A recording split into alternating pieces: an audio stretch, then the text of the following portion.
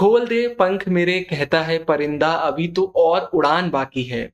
ये ज़मीन मंजिल नहीं है मेरी अभी तो पूरा आसमान बाकी है।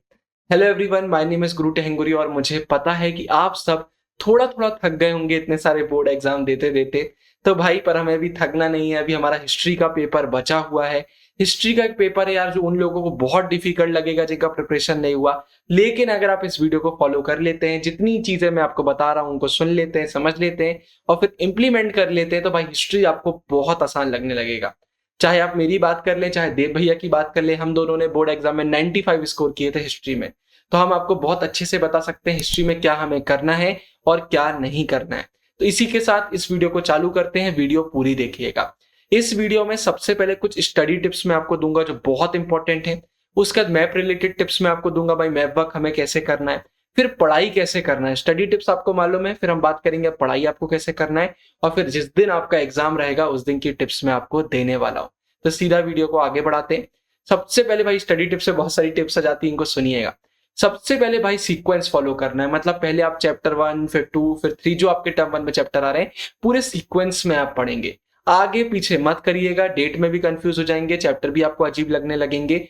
हमेशा हिस्ट्री हो, पॉलिटिकल साइंस हो, इनको एक सीक्वेंस में पढ़ाई करना चाहिए तो आपको अच्छे से समझ में आता है, एक फ्लो बन पाता है ना। तो सीक्वेंस में पढ़ाई करिएगा, पहला चैप्टर जो है वो पहले, दूसरा है फिर वो दूसरे नंबर पर। इसके बाद क्या अब हमें एनसीईआरटी करना है। अगर आप एक ऐसे स्टूडेंट हैं जिसने अभी तक एनसीईआरटी रीड नहीं करी है तो आप एनसीईआरटी रीड करिए या फिर हमारी एक्सप्लेनेशन वीडियो देखिए, हर एक चैप्टर की आ चुकी है, पूरा लाइन बाय लाइन एनसीईआरटी समझाया है। लेकिन अगर आप एक ऐसे स्टूडेंट है जो एनसीईआरटी पढ़ चुके हैं लेकिन फिर भी अंदर से लग रहा है यार कुछ भी याद नहीं है, तो आपको एनसीईआरटी नहीं पढ़ना है। एनसीईआरटी के बदले आप करेंगे देव भैया के नोट्स जो उन्हें हिस्ट्री के बनाए, खुद उनने बनाए, बहुत शानदार एनसीईआरटी बेस्ड वो नोट्स हैं। पढ़ के मजा ना आए तो आप बोलिएगा, डिस्क्रिप्शन में मैं आपको लिंक दे दूंगा टेलीग्राम का, वहां पर पूरे नोट्स अपलोड हो चुके हैं। तो आपको भाई नोट्स करना है एनसीईआरटी के बदले, फिर से एनसीईआरटी पढ़ने की जरूरत नहीं है। नोट्स कर लिया मतलब एक प्रकार से आपका पूरा रिवीजन हो गया है। मैं एक बार नोट्स आपको दिखा भी देता हूँ, ये देख लीजिए भाई। नोट्स में आपको जो भी इंपॉर्टेंट टॉपिक्स हैं, डिटेल्स हैं, वो भी देखने को मिलेंगी, उनका हमने कलर चेंज करके रखा हुआ है फॉन्ट्स का। उसके बाद भाई जो चीजें हाईलाइट है मतलब वो इंपॉर्टेंट क्वेश्चन है या फिर प्रीवियस ईयर क्वेश्चन है, तो ये आप कर लेंगे, आपका पूरा एनसीईआरटी हो जाएगा, आपको मजा आ जाएगा। इसके बाद भाई अगली टिप की तरफ बढ़ते हैं, मोस्ट इंपॉर्टेंट क्वेश्चंस। इस पर अभी हम बात करेंगे आगे, वो आपको कैसे करना है। याद रखिए, एक बार आपने नोट्स कर लिया या फिर अगर एनसीईआरटी नहीं हुआ है वो आपने कर लिया है, उसके बाद हिस्ट्री में इंपॉर्टेंट क्वेश्चन करना बहुत जरूरी होता है। इससे बहुत अच्छा हमारा रिवीजन हो जाता है, ये भी हम आगे देखेंगे। इसके बाद फिर से नोट्स और हाईलाइट से मेरा यहाँ पर मतलब है, जब आप पढ़ाई कर रहे होंगे ना तो खुद के नोट्स बनाइए, खुद से हाईलाइट करिए। उसको आपको इस तरीके से बनाना है कि आखिरी दिन में आपके आधे एक घंटे में आप उसको रीड कर पाए। सब कुछ नहीं लिखना है क्योंकि हमने नोट्स वगैरह आपको दे दिए हैं। कोई ऐसी चीज जो आप बाद में भूल सकते हैं, कुछ ऐसा जो आपने पढ़ा नहीं है, डेट्स आ जाती है, कोई इंपॉर्टेंट लाइन आ जाती है, वो सब आप इस नोट्स में या फिर हाईलाइट कर रहे होंगे या फिर लिख रहे होंगे। उसके बाद dates, names and facts. History में अगर आपको डेट्स याद हैं, आपको नेम्स याद हैं, फैक्ट्स याद है, तो बहुत अच्छा इंप्रेशन भी पड़ता है। साथ ही साथ भाई आपके आंसर अच्छे हो जाते हैं, क्योंकि ये तीनों चीजें बहुत इंपॉर्टेंट हो जाती है हिस्ट्री में। अगर आप एग्जाम में नाम ही भूल गए तो भाई आप क्या आंसर बना पाएंगे। तो इन चीज पर बहुत फोकस करिएगा, ये तीनों चीजें हैं, इन पर आपको फोकस करना है। आंसर फ्रेमिंग, अब यहां पर मैं एक और चीज बोलना चाहूंगा, ये प्रमोशन नहीं है, मैं पहले ही बता रहा हूं। अगर भाई हम हिस्ट्री की बात करते हैं, आप टॉपर्स की आंसर शीट निकाल सकते हैं। हिस्ट्री एक ऐसा सब्जेक्ट है कि क्वेश्चन पढ़ के आपको लग रहा होगा मुझसे आंसर बन रहा है, लेकिन अगर आप अपने आप को एक्सप्रेस नहीं कर पाए, अगर आपकी आंसर फ्रेमिंग अच्छी नहीं है, आपको चेकर मार्क्स नहीं देगा हिस्ट्री में। क्योंकि भाई हिस्ट्री में लिखने को बहुत कुछ होता है लेकिन आपको सही लिखना पड़ता है। वहां क्वेश्चन जितने मार्क्स का आया है, वो आपसे क्या पूछ रहा है, वो सब आपको समझना पड़ता है और ऐसा आंसर लिखना पड़ता है भाई जो थोड़ा बहुत मार्किंग स्कीम से मैच करे। मन से आप लिख सकते हैं लेकिन चेकर को ये नहीं लगना चाहिए कि यार ये थोड़ा सस्ता आंसर हो गया, नहीं तो मार्क्स नहीं मिलेंगे। और अगर आप एक ऐसे स्टूडेंट है जिसको आंसर फ्रेमिंग नहीं बनती है, सिर्फ और सिर्फ 99 रुपीज का हमारा आंसर फ्रेमिंग का कोर्स आया हुआ है, आप परचेज कर सकते हैं। डिस्क्रिप्शन में डिटेल्स हैं, प्रमोशन नहीं है, मैं आपको सीधा बता रहा हूं। आप किसी से भी टॉपर से पूछिएगा, हिस्ट्री में आंसर फ्रेमिंग थोड़ा हमारा ज्यादा इंपॉर्टेंट हो जाता है। इसके बाद डिफिकल्ट टॉपिक्स। अगर हिस्ट्री में कोई टॉपिक्स आपको डिफिकल्ट लग रहे हैं तो उसके बाद के लिए बिल्कुल मत छोड़िएगा, मुझे मालूम है अभी टाइम है, लेकिन अभी से करिए। बाद में टाइम कम बचता है, हम पैनिक करने लगते हैं, डिफिकल्ट टॉपिक्स फिर हमसे नहीं बनते हैं। तो डिफिकल्ट टॉपिक अभी आप करिए, चैप्टर में स्किप मत करिए। इजी आप बाद में देख लेंगे, आपका हो जाएगा, डिफिकल्ट नहीं हो पाता है। इसके बाद भाई मैप रिलेटेड टिप्स सबसे पहले लास्ट में, अभी से मैप करने की जरूरत नहीं है, उसको शॉर्ट टर्म मेमोरी में हमें डालना होता है, हम लास्ट में करेंगे। चैप्टर आप पढ़ रहे होंगे तो बहुत कुछ आपका मैप तो उसी में हो रहा होगा। साथ ही साथ टाइम वेस्ट नहीं करना है। बहुत सारे बच्चे क्या करते हैं, मैप में इतना टाइम दे देते हैं जितना तो वो डिजर्व भी नहीं कर रहा होता है। तो मेन अपना फोकस चैप्टर वगैरह में करिए, मैप को उतना ही टाइम दीजिए जितना उसके लिए जरूरी है। मैप के लिए टेंशन लेने की कोई बात ही नहीं है।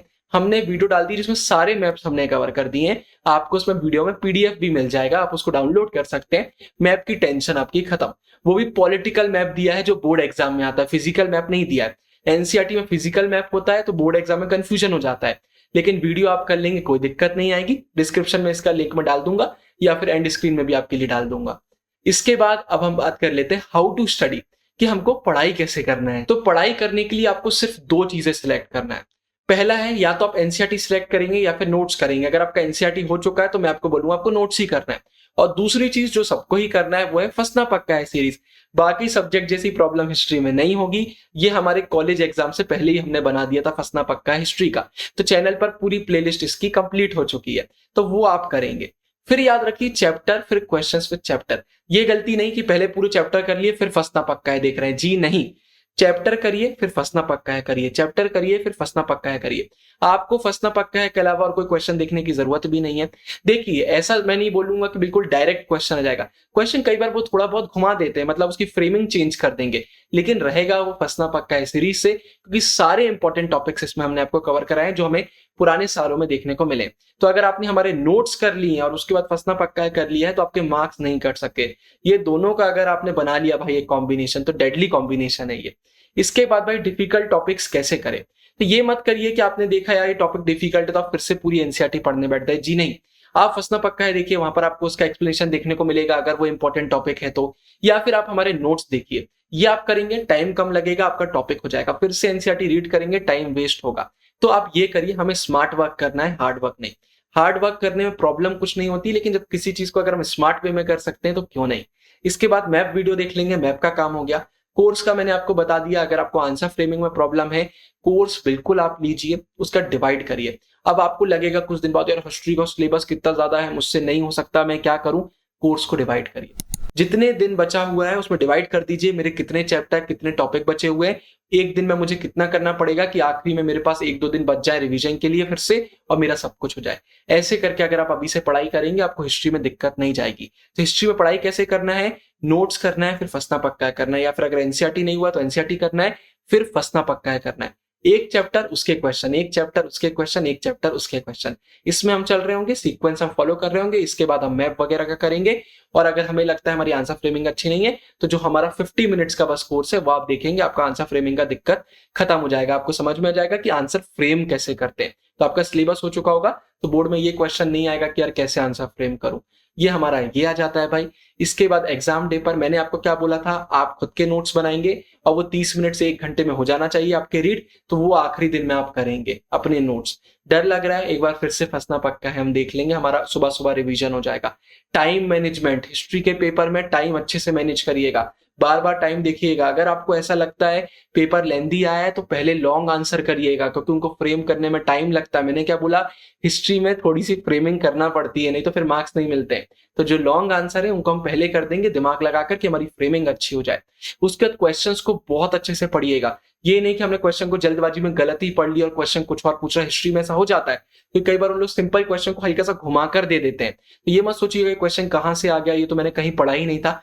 सब कुछ आपने पढ़ा हुआ है, बस घूम कर आया है, वहां पर थोड़ा टेंशन रहता है तो हम घबरा जाते हैं, इसलिए क्वेश्चन आराम से पढ़िएगा।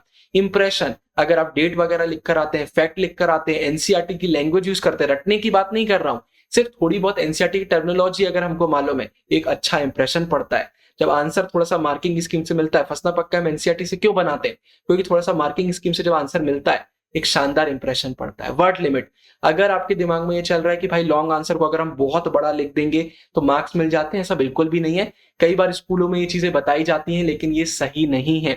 अगर आप बिल्कुल वर्ड लिमिट फॉलो कर कर आए और एकदम सही आंसर लिख कर आए, जो क्वेश्चन में पूछा उसको कवर किया आपने, आपके मार्क्स नहीं कट सकते। तो वर्ड लिमिट एक्सीड थोड़ी बहुत आप करते हैं, प्रॉब्लम नहीं है, लेकिन जानबूझकर करने की जरूरत नहीं है कि इससे मार्क्स मिलेंगे, मार्क्स नहीं मिलते। 10 पेज में अगर आपने कोई भी इंपॉर्टेंट चीज नहीं लिखी, बोर्ड वाला चेकर जो 0 दे देते हैं। तो हमेशा आंसर में जो पूछा गया क्वेश्चन में वो हमें लिखना है। इसके बाद भाई आखिरी में आप सभी को all the best. I hope आपको इस वीडियो ने मदद करी होगी। अगर आपको वीडियो अच्छी लगी तो लाइक शेयर सब्सक्राइब सब कर दीजिएगा। कोई भी डाउट है तो कमेंट सेक्शन में पूछिए, डिस्क्रिप्शन चेक कीजिए, वहां पर पूरे मैंने लिंक्स वगैरह आपको दे दिए हैं।